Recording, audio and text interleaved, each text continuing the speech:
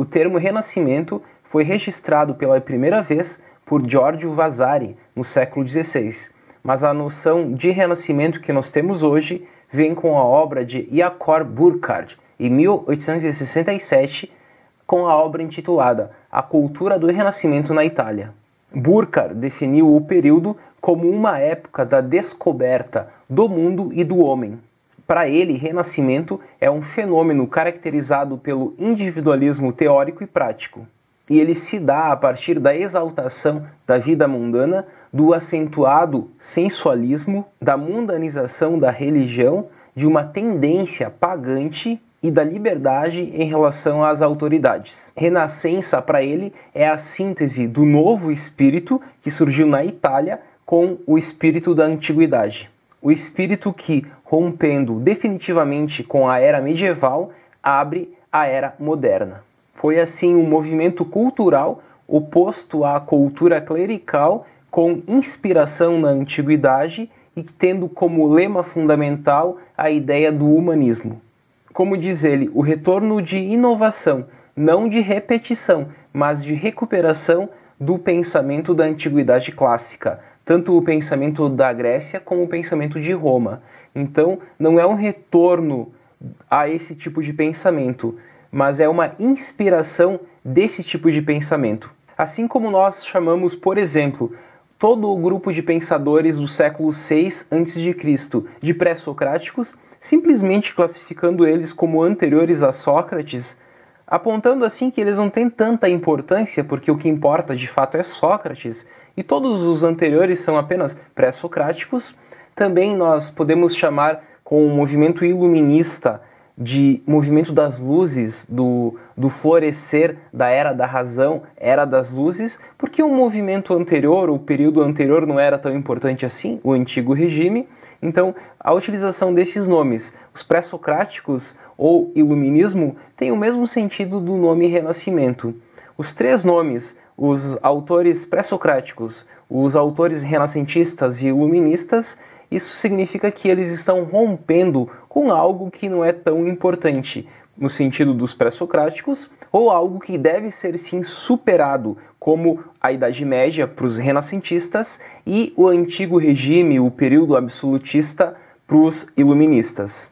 Portanto, essa visão de Burckhardt do Renascimento como um retorno à antiguidade clássica foi contestada por Burdach. Para Burckhardt, o Renascimento é um fazer reviver, um fazer renascer dessa Idade Média, dessa Idade das Trevas, dessa noite de 1000 anos. Burdach nos aponta que a Idade Média ela tem sim os seus grandes avanços científicos e filosóficos e não pode ser classificado esse período renascentista como um renascer de uma idade de uma noite de 1000 anos, porque a Idade Média tem importância, segundo Burdach. Já sobre o humanismo, nós temos duas interpretações contemporâneas fortes. A primeira é de Christeler e a segunda é de Garen. Christeler nos diz que o humanismo foi apenas um movimento literário. Já Garen, Eugênio Garen, nos diz que, sim, originalmente foi um movimento literário, mas teve também como força, como movimento, filosofia e filologia. E sobre a filosofia, o seu aspecto mais importante era a filosofia da história.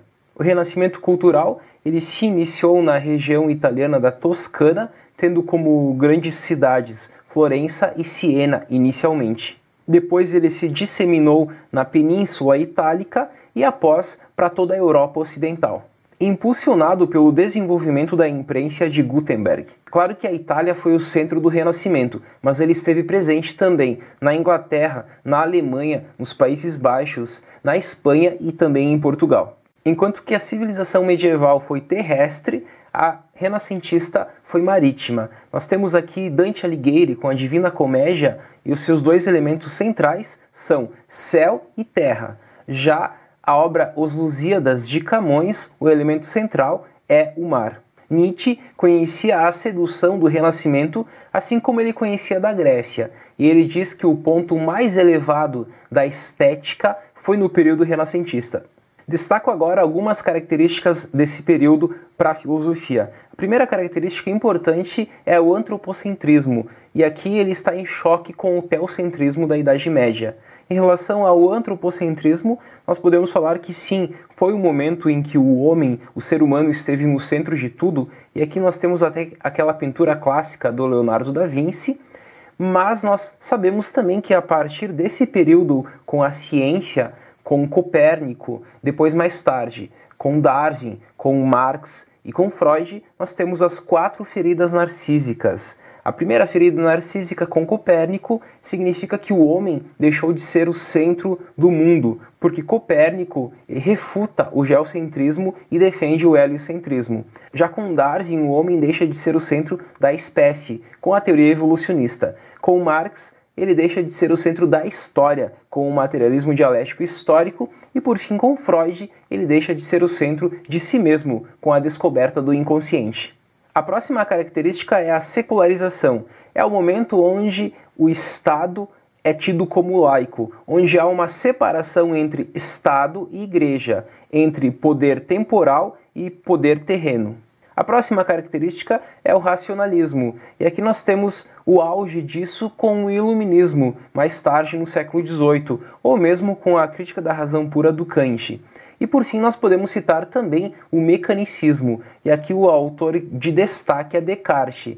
É o período onde o mundo e tudo o que há passou a ser entendido como se fosse uma grande máquina. Lamana, no seu livro História da Filosofia, nos diz o seguinte: o mundo moderno caracteriza-se justamente pelo oposto, não mais teocentrismo, nem autoritarismo eclesiástico, mas a autonomia do mundo da cultura em relação a todo o fim transcendente. Livre explicação da atividade que o constitui, supremacia da evidência racional na procura da verdade, consciência do valor absoluto da pessoa humana e afirmação de seu poder soberano no mundo. A cultura laiciza-se gradualmente, a vida e a natureza são valorizadas por si mesmas. O homem sente que a sua missão e o seu destino é a posse sempre mais plena deste mundo. A interminável amplitude do universo não faz mais do que estimular a insaciável ambição de conhecer e de poder, através da qual o eu se constitui e se enriquece, e a vida social se organiza cada vez mais firme e variadamente. A consciência desta orientação espiritual tem sua expressão sintética, como sempre, na filosofia. Não que esta se torne necessariamente hostil à religião e à fé.